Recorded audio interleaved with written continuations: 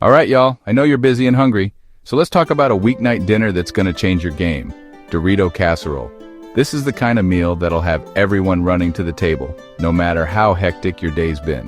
Whether you're juggling work, school, or just trying to keep up with life, this recipe is about to become your new best friend. Now, if you've ever stood in your kitchen at 6 o'clock staring into the fridge, wondering how you're gonna feed everyone before bedtime, this recipe is for you. We've all been there. Those nights when you're tired, the fridge looks empty, and takeout just isn't in the budget or the plan. That's when you need a meal that's fast, filling, and guaranteed to please. It's quick, it's easy, and best of all, kids go wild for it. You'll see smiles all around the table and maybe even a few requests for seconds. It's the kind of dish that brings everyone together, no matter how picky your eaters might be. Here's what you need. Grab a rotisserie chicken from the store and shred it up. Using a rotisserie chicken saves you a ton of time, and it's packed with flavor. If you've got leftover chicken from another meal, that works too. Drain a can of black beans and a can of corn.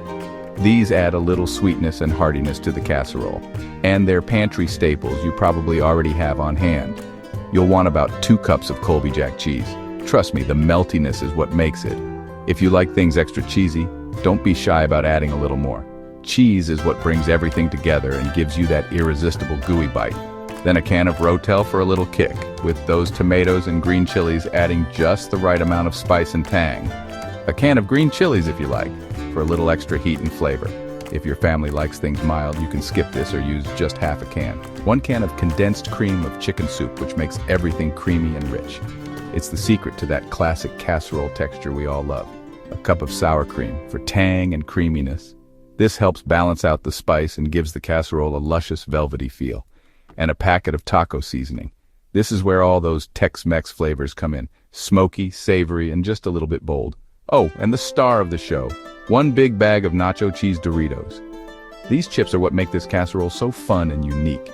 They add crunch, flavor, and that cheesy goodness everyone loves. Now preheat your oven to 350 degrees. Getting the oven hot before you start assembling means you'll be eating even sooner. Grease up a 9x13 baking dish so nothing sticks. You want those cheesy edges to come out clean and easy. Crush up half the Doritos.